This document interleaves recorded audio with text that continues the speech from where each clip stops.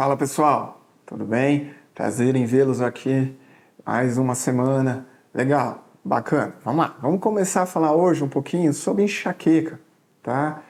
É uma doença altamente prevalente, tá? No meu consultório, o que mais vem são pacientes com quadro de enxaqueca, tá? Dor de cabeça. Então, enxaqueca seria o quê? Um tipo de dor de cabeça. Existe mais de 200 tipos de dor de cabeça e uma das mais prevalentes, a segunda mais prevalente, é a enxaqueca.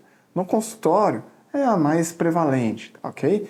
Por quê? Porque incapacita. Segundo a OMS, é uma das 20 doenças que mais incapacitam a pessoa. Então a pessoa perde dia de serviço, dia de escola, né? Com a família. Então veio uma paciente que eu até perguntei para ela, se você não tivesse dor de cabeça, como seria a sua vida? O que seria melhor? Ela falou, pô, eu teria mais tempo e prazer de ficar com a minha filha, de brincar com ela, porque hoje eu não consigo. Eu chego em casa com dor de cabeça e tenho que me trancar num quarto escuro. E essa é a característica da enxaqueca.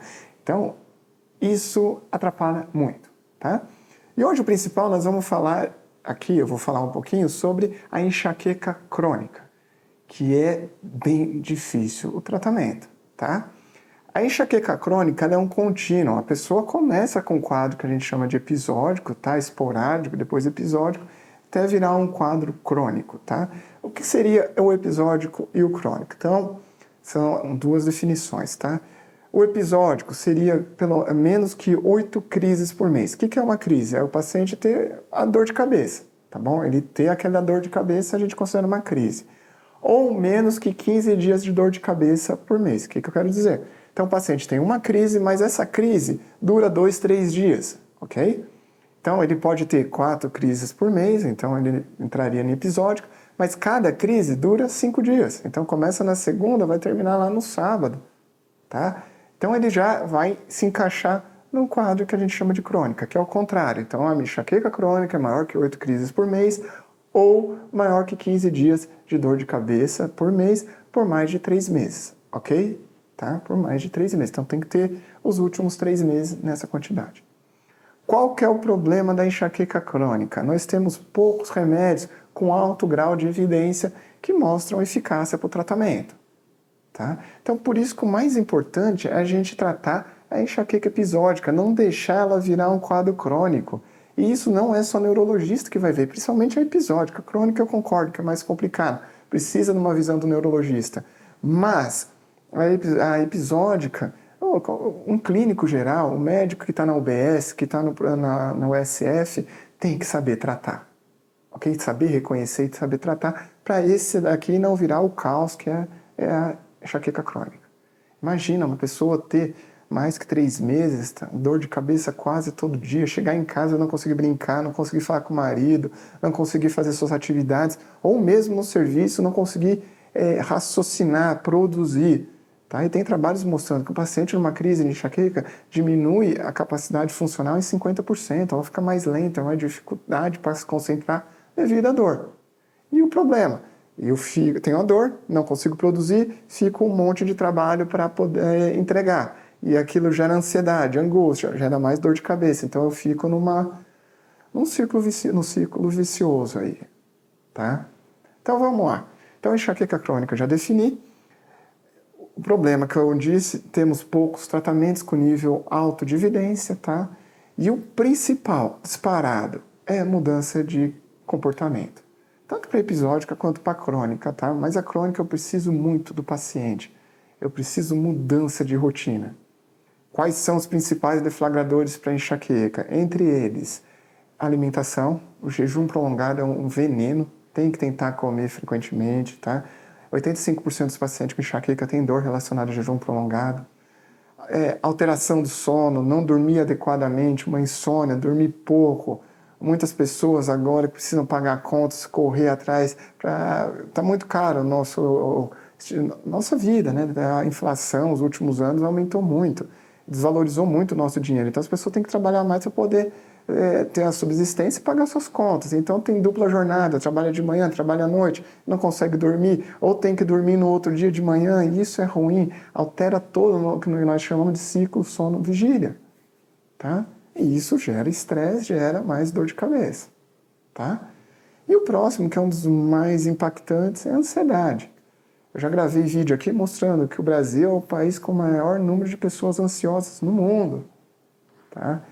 E isso atrapalha muito os pacientes com enxaqueca. Então a gente tem que tentar mudar esses 3 pontos e outras também, por exemplo, alguns tipos de alimento também evitar. Mas o principal são esses 3 pontos, que é muito difícil. O que eu falo para os pacientes, primeiro a alimentação tem que tentar. Apesar que um dia, nossa, eu fiquei extremamente angustiado. Estava atendendo num sistema público de saúde, tá, aqui no AMA, em Bauru, e eu comentando para pacientes sobre isso, sobre alimentação, ela falou, doutor, mas eu não tenho o que comer. Eu falei, não, mas não, pode ser um biscoito, alguma coisa assim, uma fruta. Ela falou, doutor, você não está me entendendo. Eu não tenho nem para comer essas coisas que o senhor está falando. Se eu comer, meus filhos não comem. Aquilo ali me bateu uma depressão, me bateu uma angústia. E depois que ela saiu, eu rezei, agradeci pela minha vida e também que, sei lá, Deus iluminasse a vida dela para ter uma qualidade de vida melhor. Porque é triste, tá? O Brasil, infelizmente, é complicada a nossa desigualdade. Mas tá, vamos lá. Então tem que tentar fazer essa alimentação frequente, ok? O professor de São Paulo, Mário Pérez, ele conta uma metáfora que é bem interessante. Um paciente com enxaqueca, principalmente enxaqueca crônica, seria como um balde pequeno, onde entra um monte de problema. Então tem várias torneiras aqui e jogando água lá dentro. E a vazão desse balde é muito pequena. Então não está saindo a vazão. A pessoa normal seria um balde grande que entra os problemas e tem uma torneirinha aqui que a vazão é grande. Então esse balde nunca enche. O paciente com enxaqueca já não. O balde é pequeno, tá? Tem 3 torneiras aqui ou mais, tá? E a vazão é muito pequena. E esse monte de água extravasando é o que vai desencadear essas dores de cabeça. Então, por isso, a gente tem que tentar mudar comportamento, tá? Muitas vezes aqui no meu consultório eu discuto muito sobre essa parte de comportamento e dou uma mínima atenção para a parte de medicação, que o mais importante é o comportamento. Outro ponto interessante também, o uso crônico de analgésico leva a mais dor de cabeça. Então, deve ter pessoas aqui que estão me assistindo, que têm enxaqueca ou outro tipo de dor de cabeça, que falam, no começo eu tomava uma dipirona de 500 miligramas ou, sei lá, 40 gotas, e hoje eu tenho que tomar 2 comprimidos, 80 gotas, e mesmo assim não faz efeito. Teve um paciente que falou que nem contava mais as gotas, ele apertava o frasquinho desse jeito. Por quê? O uso crônico de analgésico perpetua a dor de cabeça, gera mais dor de cabeça ainda. E por incrível que pareça, se eu tirar o medicamento, o analgésico, depois de um mês, se o paciente ficar, a dor de cabeça tende a melhorar por si só. Às vezes não vai desaparecer, mas ela vai melhorar por si só, vai diminuir o número de dias de dor de cabeça. Por incrível que pareça. O problema é que o paciente vai passar pelo inferno, tá? Ou um purgatório, para depois ir para o céu, ok? Porque vai ser bem complicado. E eu preciso muito do paciente nesse momento, tá? E entender que o analgésico nesse ponto também faz mal, ok? Tá? Então vamos lá. Principal, mudança de comportamento. Segundo, nível 1A de evidência. Quer dizer, tem trabalhos robustos, grandes, mostrando que é extremamente eficaz. É um negócio que a gente chama de terapia cognitivo-comportamental. E quem faz isso é psicólogo, alguns psicoterapeutas e também alguns psiquiatras. O problema da terapia cognitivo-comportamental, ela não é tão barata, tá? O custo costuma ser por sessão, semanal, então o paciente vai pagar. Não tem no SUS. Convênio também acaba não liberando. Se eu não me engano, eu acho que não está no rol da ANS. Então não é qualquer um que vai conseguir. E a TCC, diferente da TCC, a terapia cognitivo-comportamental, diferente da psicologia normal, tá? A TCC vai mostrar para o paciente como lidar com aquele fator estressante, então ter a dor de cabeça. Porque tem muitos pacientes que começam um pouquinho de dor de cabeça lá no fundo, já fica nervoso, já começa a atacar o analgésico. E isso acaba piorando mais ainda a dor de cabeça. Então a terapia cognitivo-comportamental vai tentar modular, melhorar isso daí do paciente. O legal é que a resposta é rápida, às vezes 2, 3 meses o paciente já tem uma resposta boa. O problema é o custo, né, que infelizmente não é barato. Outro ponto, falando já, saindo um pouquinho da parte de mudança de comportamento, a terapia comportamental, tá, vamos para a medicação. Medicação nível 1A de evidência. De novo, tem trabalhos robustos, meta-análise, está aqui mostrando eficácia. Entre elas, topiramato. Topiramato é um dos melhores remédios que tem para enxaqueca crônica. Topiramato, primeiro, tem no SUS, mas para epilepsia, não para enxaqueca. Não consigo que o SUS ofereça para o paciente que tem enxaqueca, então vai ter que comprar. Mais barato que o TCC e que os outros remédios que eu vou falar a seguir, mas ainda tem um custo, ok? O problema o custo, claro, é ruim, mas o problema maior nem é o custo, são os efeitos colaterais. Tem paciente que não tolera. Entre eles, que não é tão ruim, é formigamento na ponta dos dedos, das mãos, dos pés, da boca, tá? Que não atrapalha tanto o paciente.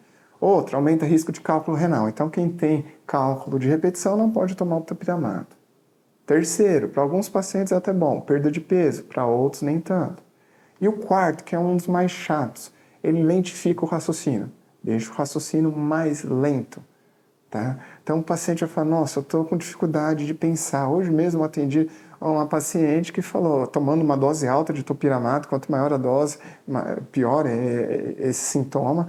E ela falou, fala alguma coisa para mim, eu não consigo raciocinar, não dá. Então o topiramato faz isso bastante e acaba incapacitando. Teve um paciente que uma vez chegou e falou, eu prefiro ter dor de cabeça do que ficar desse jeito. Então eu não pude usar, tá? Outro medicamento, que também é nível 1 de evidência, que é a toxina botulínica. Tá? Eu vou falar na marca aqui porque o trabalho que mostrou eficácia é com essa marca. Não, que eu saiba, pelo menos, não tem outras marcas que mostrou também eficácia, tá? Que é o Botox. Então eles desenvolveram um trabalho chamado Preempt, que tem alguns pontos específicos que ajuda para o quadro também da enxaqueca. O ponto, primeiro, SUS também não dá. Tá? O Botox. Segundo, o convênio também não é obrigado. O convênio é obrigado para outras patologias, como distonia, espasticidade, mas para enxaqueca também não, ok? Como que funciona? São vários pontos que é aplicado na região cefálica, região frontal, temporal, occipital, cervical, e tem que ser feito a cada 12 semanas, exato, cada 12 semanas. Tá? Na primeira aplicação, 50% das pessoas respondem. Na segunda, 60%. Na terceira, 70%. Após a terceira, se não respondeu, não vai responder mais. Então, o ideal é a gente chegar até a terceira. O ponto, a medicação é cara. O Botox está em torno de 2.000 e pouquinho, 2.300, porque serão 200 unidades. Tá? Então, é uma medicação cara para ser feita a cada 12 semanas. Em torno de 3 meses, mas são 12 semanas o ideal. Tá? Então, tem esse ponto. Tá? Tem à mão os honorários do neurologista, que depende de cada um, vai cobrar uma quantia. Então não vai ficar barato, tá? Ok? Então é outra terapêutica que não é tão barato. É legal? É. Tem alguns pacientes que respondem, outros não. Infelizmente. Então vai ter que conversar muito com o paciente, porque tem esse ponto do gasto. Então, nós temos topiramato, que o SUS não dá, mas o preço não é tão alto. Nós temos a toxina botulínica, que é o Botox, que o preço é mais alto, feito a cada 12 semanas. E agora, desde 2020, nós não tinha nenhuma medicação específica para enxaqueca. De 2020 para cá, estão tendo estudos, já tem estudos antigos, né, mas foi desenvolvido novas medicações, que são chamados anticorpos monoclonais, ok? Entre eles, nós temos o galganezumab, que é o Engalid, tá? Que é uma das medicações. O Engalid, como que ele é? Ele é subcutâneo, ele vem na caixinha aqui, tá? Nós temos no mercado, já que eu falei um, vou falar o outro também, para não falar que eu estou fazendo propaganda para um e para o outro, não. Então nós temos dois, o Engalid, que é esse daqui, e o Adjov, tá? É que eu não tenho a caneta do Adjov, só tenho do Engalid. Tá? O preço é semelhante, que daqui a pouco eu falo. Então, como que ele funciona? É uma caneta que vem parecido com a medicação para emagrecer, o análogo do GLP-1, que é o Ozempic. Então, a medicação vem aqui dentro, preparada dentro da caixinha. E ela é feita subcutânea, uma vez por mês. No primeiro mês são 2 canetas, tá? Porque é a dose de ataque. E depois, uma vez por mês. Legal, pô, remédio bacana. Ajudou bastante para pacientes tanto com episódica quanto quadro crônico, tá? Pouquíssimos efeitos colaterais. Tinha outra medicação, que era o Pazurta, que tiraram do mercado, que dava mais constipação no primeiro mês, mas depois tranquilo. Tanto o Engalid quanto a Adjov, bem sossegado. E o legal da Adjov, se eu não quiser usar mensalmente, eu posso usar 3 canetas a cada 3 meses. Então eu aplico no mesmo dia 3 canetas, depois de 3 meses, em 3 canetas novamente. Então olha que legal, remédio para enxaqueca, eu vejo tomar todo dia, eu vou tomar a cada 3 meses. Tá? Só que nem tudo são flores, né? O grande problema desses remédios é o custo. Primeiro, esquece, não tem no SUS e o convênio também não é obrigado a oferecer essas medicações, tá? Tem um vídeo aqui no canal também falando sobre judicialização, desculpa. Vocês podem dar uma olhada. E agora com a nova lei, o tema 6 lá do Supremo Tribunal que passou, tá, enxaqueca, que eu já falei para vocês no começo do vídeo, é um dos principais doenças que trazem má qualidade de vida para o paciente, tá? Mais incapacitante. Mas não é imprescindível, não é um remédio que se eu ficar sem, o paciente vai morrer, tá? É pelo isso que eles colocaram lá na tese, ok? Tem que ser imprescindível. Então, assim, vai dificultar o acesso se for por judicialização, ok? Não sei como que vai ser no futuro, mas pelo que eu entendi vai ser isso.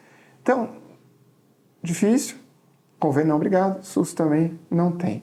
Quanto custa? R$ 1.400, tá? O Engalite, se você comprar 2 canetas, sai por esse valor. Então, o primeiro mês R$ 1.400 e depois vai ficar em torno de 700 e pouquinho, porque você tem que comprar 2 por mês, tá? Mas como é uma só, então vai ficar R$ 700 por mês. O Ajov é em torno de R$ 1.100, R$ 1.200, tá? Também por mês. Quanto tempo, pelo menos? Tem trabalhos mostrando 6 meses, tá? Que pelo menos utilizar. E se permitir até 1 ano, às vezes em alguns casos um pouquinho mais, tá bom? Então assim, como eu disse, o principal nosso é quando o paciente começar com a enxaqueca, tratar o quadro episódico. Porque quando eu viro quadro crônico, olha a dificuldade, são poucos remédios e remédios extremamente caros, tá? Infelizmente, acabei de falar que uma pessoa não tinha dinheiro para comprar comida. Imagina para comprar um remédio desse. Complicado. Então, é de suma importância a gente mudar a qualidade, aspectos comportamentais, tá? Tentar entrar com medicamentos. E os outros medicamentos para enxaqueca, como por exemplo, para profilaxia, para evitar que o paciente tenha dor, como a amitriptilina, nortriptilina, ácido valproico, pode ser tentado, mas assim, não tem trabalhos tão robustos mostrando que funciona.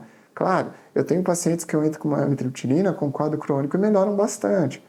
Tá bom? Dá para tentar sim. Se de repente o problema maior for sono, a amitriptilina vai ajudar.